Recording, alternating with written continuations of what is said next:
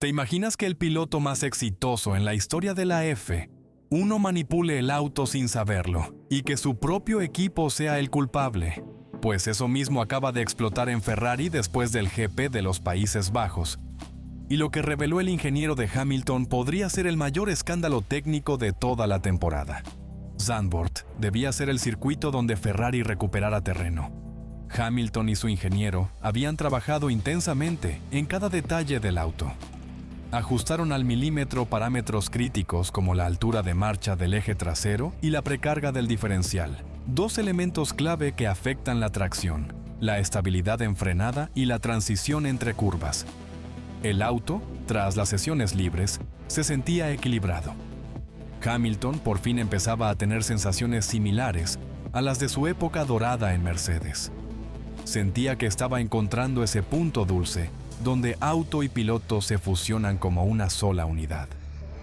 Pero ese equilibrio se rompió de forma abrupta e inexplicable al día siguiente. Sin aviso, sin explicaciones y, lo más alarmante, sin su aprobación, el auto había cambiado.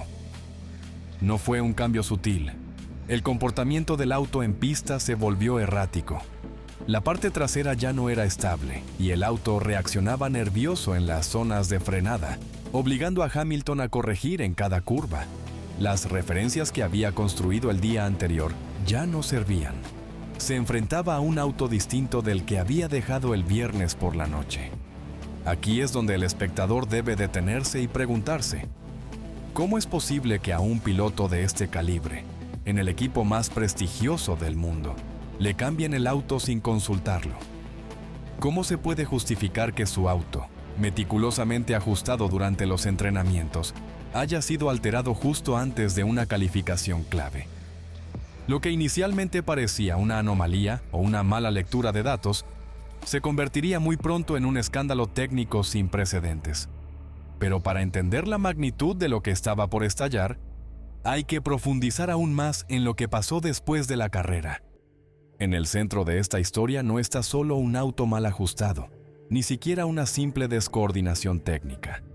Lo que desató la tormenta en Ferrari tras el GP de los Países Bajos fue una revelación directa, pública y demoledora por parte de alguien que rara vez alza la voz.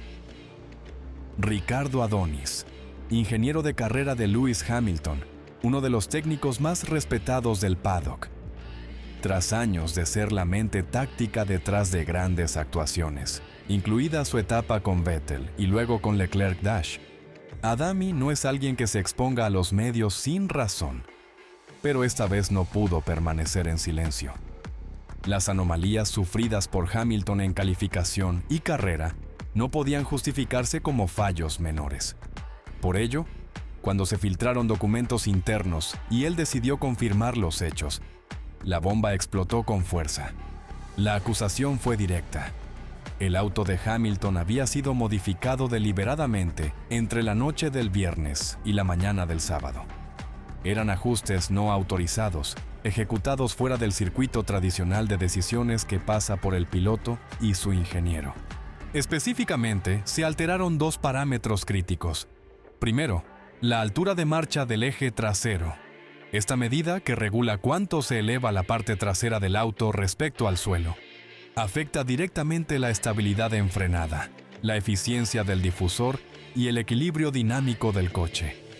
Hamilton y Adami habían dedicado horas a calibrarla con precisión milimétrica. El auto por fin tenía la trasera que Hamilton necesitaba para confiar con seguridad. Pero el sábado ese trabajo quedó hecho trizas.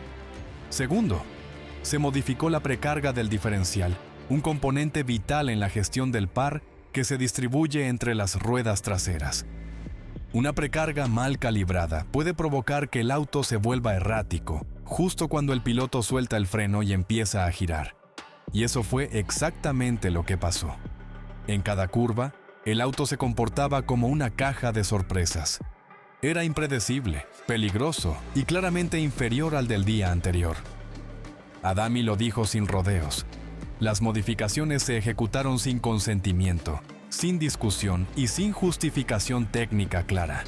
El problema ya no era solo técnico, era estructural. El equipo había faltado a una de las reglas más sagradas del deporte: la confianza entre piloto e ingeniero. Lo más desconcertante fue que estas alteraciones no se aplicaron al auto de Charles. El monegasco mantuvo su configuración original. Su coche funcionó exactamente como él lo había pedido. Esto alimentó más la teoría de una operación unilateral que, por razones aún no claras, solo perjudicó a Hamilton. La reacción del paddock no tardó. Algunos sugirieron que fue una medida desesperada de una célula interna de Ferrari para imponer una configuración más óptima, basada en simulaciones globales. Otros fueron más duros.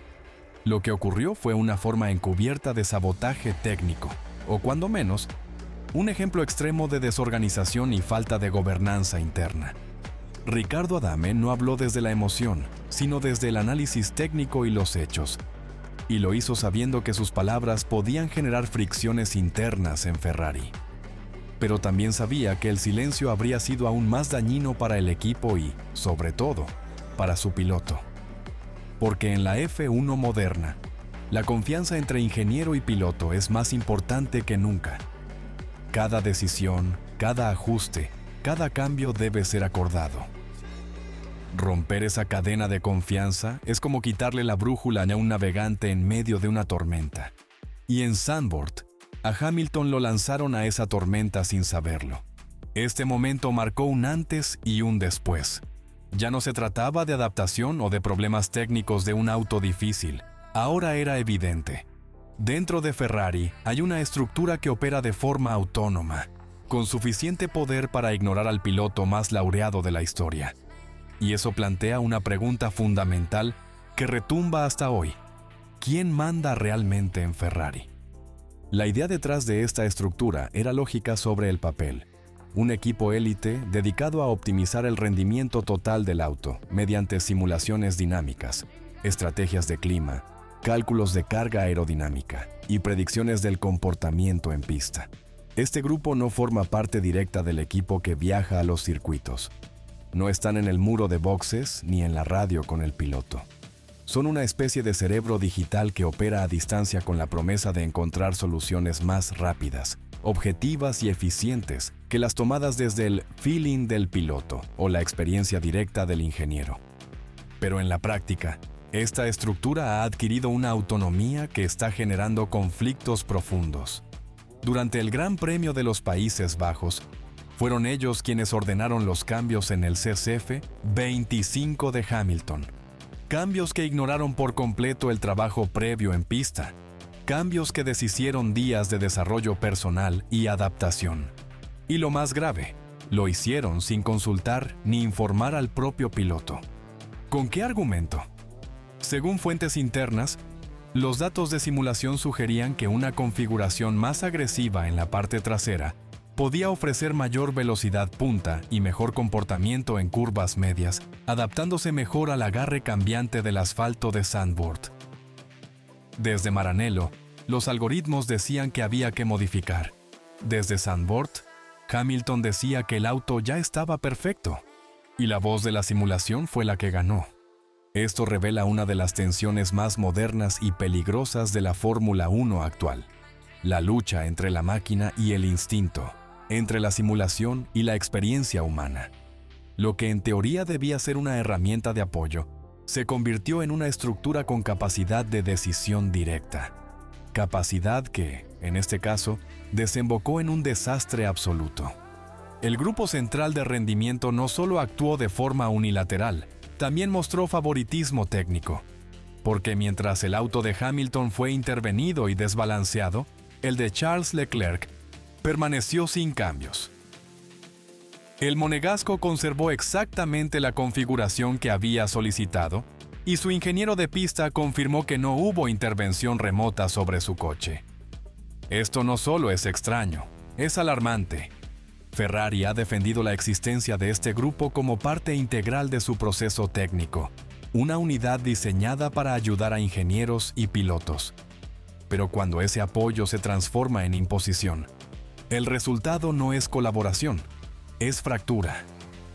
El caso de Hamilton es el primer síntoma visible de una estructura que, sin control ni límites claros, puede hacer más daño que bien.